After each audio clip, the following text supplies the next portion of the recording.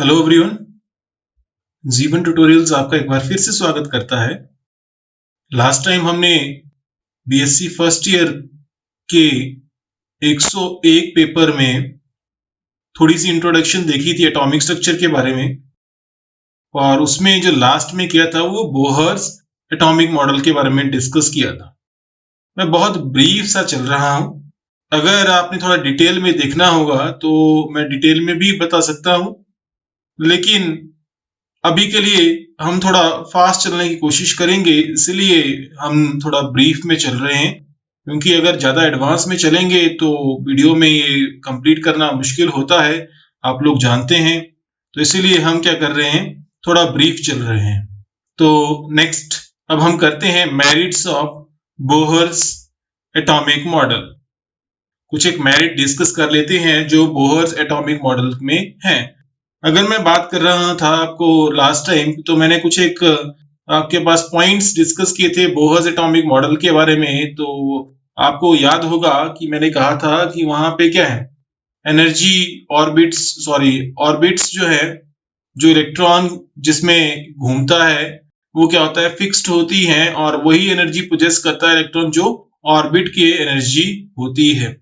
ना ही electron energy lose करता है, ना ही वो रिलीज करता है या एमिट करता है।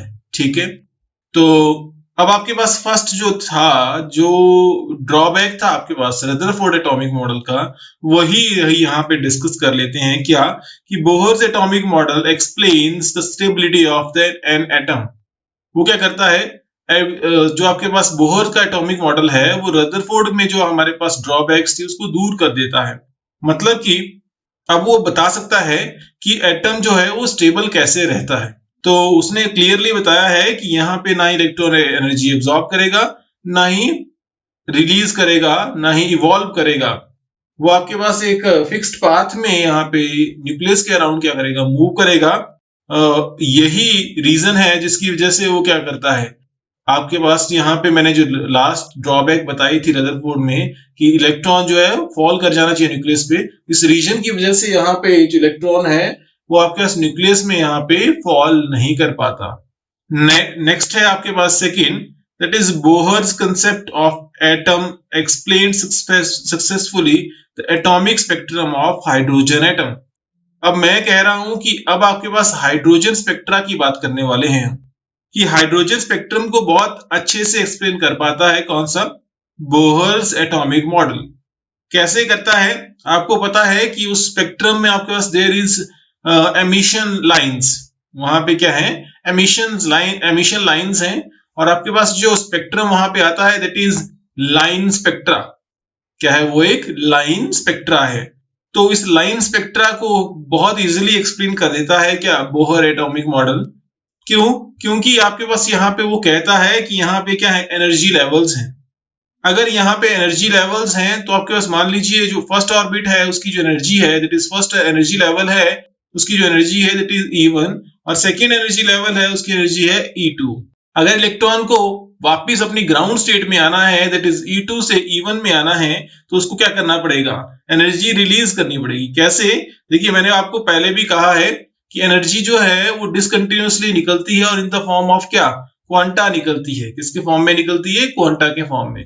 इसका मतलब ये हुआ कि जो आपके पास डिफरेंस आएगा किसके बीच में, जो हायर एनर्जी लेवल है और low energy level that is E2 है और क्या है E1 है, उन दोनों का जो डिफरेंस होगा वो किसके बराबर होगा, h न्यू के बराबर होगा।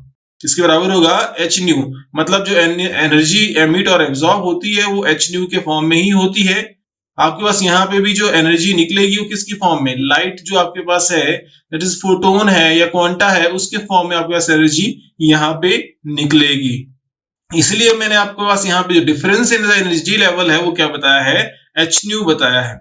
अगर मैं न्यू निकालना चाहता हूं यहाँ पे तो आपके पास क्या आ जाएगा, this is E2 minus E1 divided by h, means to say energy of system आपके पास उतनी ही ज्यादा होगी यहाँ पे जितना आपके पास क्या होगी, फ्रीक्वेंसी होगी।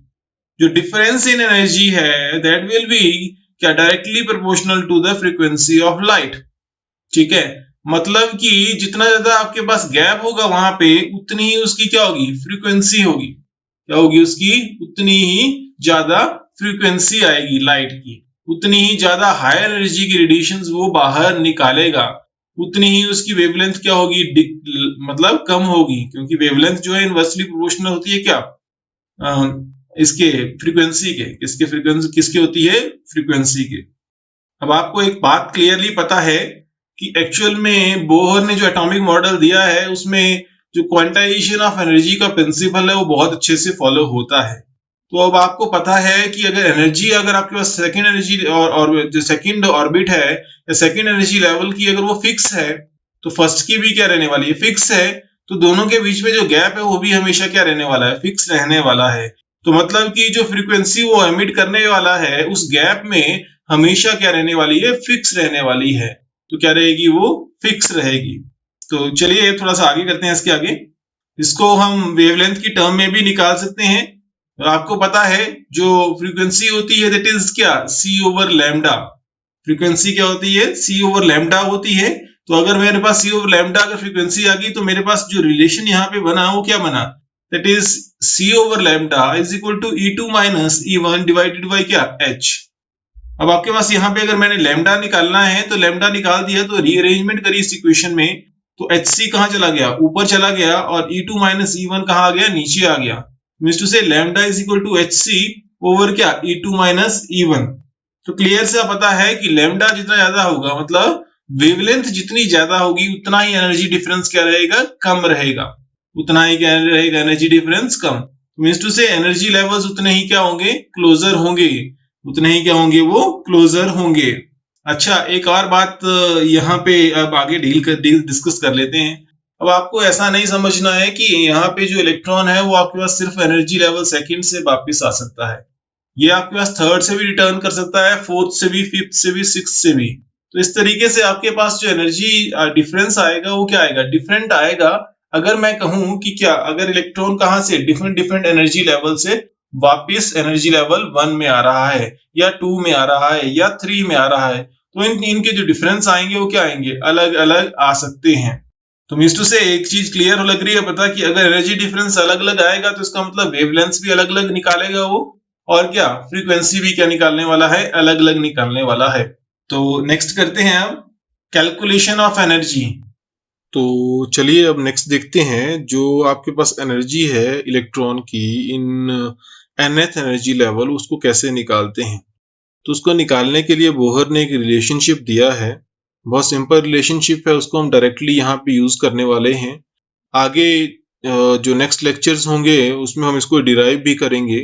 तो अकॉर्डिंग टू बोहर जो आपके पास एनर्जी ऑफ इलेक्ट्रॉन है in nth energy level, that is given by En is equal to minus 2 pi square m e raised to power 4 divided by n square h square। अब आपको मैंने कह दिया यहाँ पे कि अगर ये nth इलेक्ट्रॉन की एनर्जी है यहाँ पे, तो कहने का मतलब यह है कि अब आपके पास वेरिएबल क्या है यहाँ पे, n। वेरिएबल इज n, क्योंकि n की वैल्यू क्या है, इंटीजर है ये, उसकी वैल्यू 1 2 3 4 जो भी कुछ भी हो सकती है। अब आपके पास यहाँ पे जो कांस्टेंट क्वांटिटीज हैं वो कौन कौन सी हैं, तो इसमें जो कांस्टेंट क्वांटिटीज हैं वो कौन सी हैं, 2 है, पाई है, m है, एंड चार्ज ओवर इलेक्ट्रॉन है, h स्क्वायर है। मतलब आपके पास यहाँ पे सेकेंड थिंग जो आपके पास m है, m is the mass of electron and E is the charge over electron. तो ये आपके पास क्या है, कांस्टेंट क्वांटिटीज हैं।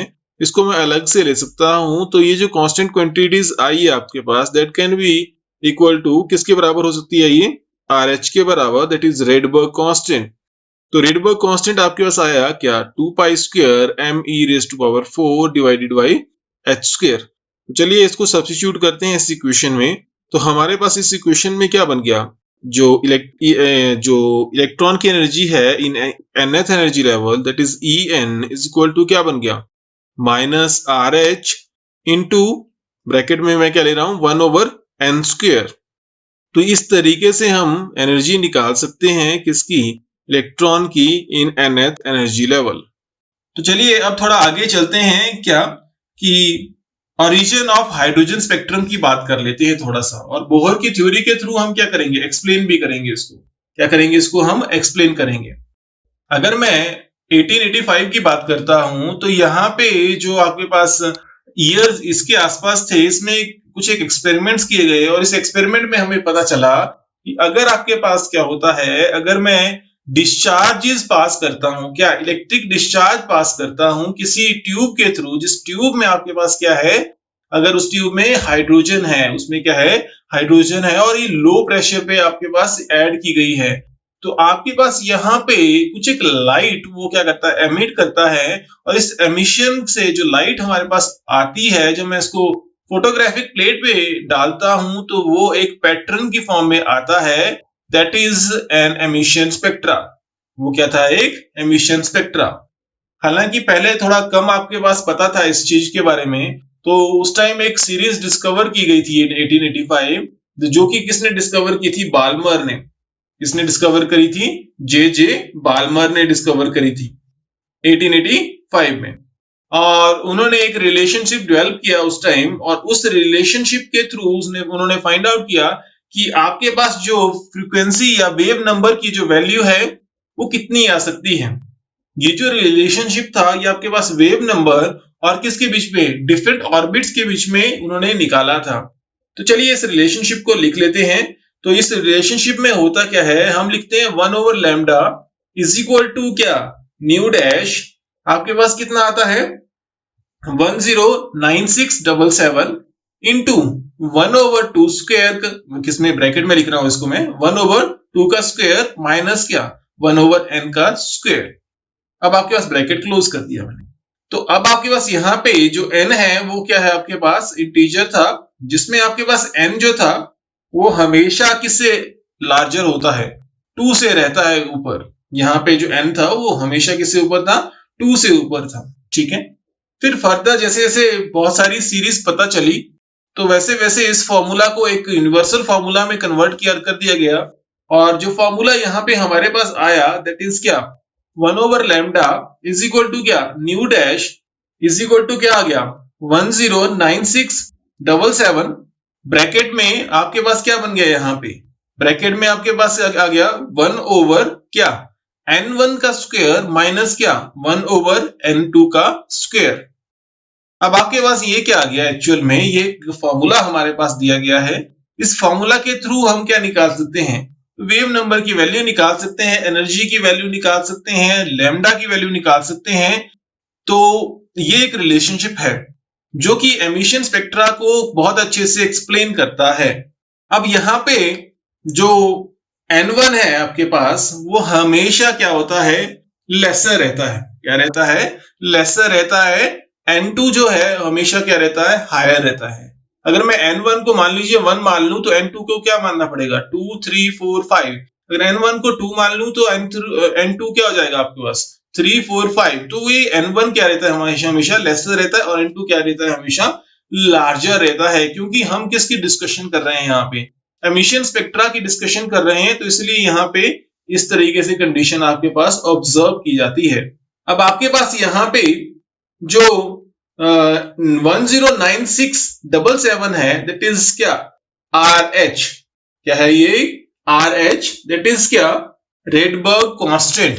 जो RH है वो क्या है आपके पास, रेडबर्ग कांस्टेंट।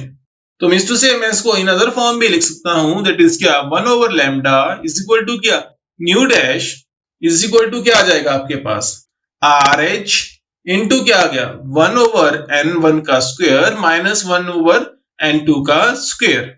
अब आपके पास मैं थोड़ा आगे चलता हूं क्या, और इस इक्वेशन को भी सॉरी मैं इस इक्वेशन को बताना भूल गया। इस इक्वेशन को कहते हैं हम रेडबर्ग इक्वेशन। क्या बोलते हैं हम इसको, रेडबर्ग इक्वेशन। तो चलिए मैं क्या कर रहा हूं, एक स्पेक्ट्रम बना रहा हूं। देखिए यहाँ पे नीचे मैंने एक स्पेक्ट्रम बना दिया है, और इस स्पेक्ट्रम में मैंने आपको बताई है कुछ एक लाइंस, और एक पैटर्न में आपके पास लाइंस ये बताई है। तो आपको नोटिस कर रहे हैं मैंने कुछ एक लाइंस को आपके पास लाइमन सीरीज बोला है, कुछ को बाल्मर सीरीज बोला है, कुछ को पास्चन सीरीज बोला है, कुछ को ब्रैकेट सीरीज, कुछ एक जो लाइंस है उसको फंड सीरीज, एंड कुछ एक लाइंस जो है हम्फ्री सीरीज में आती है। तो ये जो सीरीज डिवाइडेड है ये डिवाइडेड है on the basis of their energies, या आपके पास वेवलेंथ, या आपके पास क्या उसकी फ्रीक्वेंसी के बेसिस पे, या वेव नंबर के बेसिस पे ये कैटेगराइज हैं अलग अलग फॉर्म में। अगर आपके पास मान लीजिए आपके पास जो एमिशन स्पेक्ट्रा है, अब हम थोड़ा एमिशन स्पेक्ट्रा को थोड़ा बेटर तरीके से समझने की कोशिश करते हैं और थोड़ा प्रॉपरली इसको देखते हैं। मैंने एक ग्राफ बना लिया, देखिए यहाँ पे, और यहाँ पे देखिए एनर्जी लेवल्स मैंने डिफरेंट डिफरेंट बना लिए हैं। अब क्या है, अगर आपके पास मान लीजिए जो सीरीज है वो लाइमन सीरीज आ रही है मान लीजिए, तो इसका मतलब क्या होगा ये देख लेते हैं। तो अगर आपके पास लाइमन सीरीज होगी तो इलेक्ट्रॉन आपके पास फर्स्ट एनर्जी लेवल में वापिस आएगा। कहां आएगा? फर्स्ट एनर्जी लेवल में वापिस आएगा। देखिए आपके पास एरोज में लग रहा है पता कि आपके पास जो हाई एनर्जी लेवल जो है वो कोई भी था, और कहां पे आ रहा है? सीधा इलेक्ट्रॉन, ये फर्स्ट एनर्जी लेवल में आ रहा है। अब आपके पास ऐसा भी हो सकता है कि वो कहां से आए? इन्फिनिटी से आए। कहां से आए? इन्फिनिटी से। In that case we say that क्या कि हमारे पास यहाँ पे ये जो है लिमिटिंग लाइन को एक्सप्रेस करेगा। किसको एक्सप्रेस करेगा? ये लिमिटिंग लाइन। लिमिटिंग लाइन मतलब अब आपके पास क्या? अब आपके पास एक लाइन आएगी, उस लाइन का नेम या आपके पास जो एमिशन हो रही है उस टाइम जो एनर्जी है, या आपके पास जो वेवलेंथ है, या आपके पास जो वेव नंबर है, या आपके पास फ्रीक्वेंसी है, उसका नेम क्या होगा? That is limiting line. वो जो लिमिट लाइन होगी उसका नाम क्या होगा? Limiting line. तो अब आपके पास यहाँ पे इंफिनिटी से भी कहां आ सकता है? फर्स्ट एनर्जी लेवल में। और आपके पास कहां से? सेकंड से भी आ सकता है, थर्ड से भी आ सकता है, फोर्थ से भी, फिफ्थ से भी, सिक्स्थ से भी। तो आपके पास अगर फर्स्ट एनर्जी लेवल तक इलेक्ट्रॉन पहुंच रहा है तो आपके पास जो सीरीज आती है उसको हम बोलते हैं लाइमन सीरीज। और आपके पास यहाँ पे जो सीरीज कॉरेस्पॉन्ड करती है, ये कॉरेस्पॉन्ड करती है अल्ट्रावायलेट रीजन को। इसको कॉरेस्पॉन्ड करेगी ये अल्ट्रावायलेट रीजन को।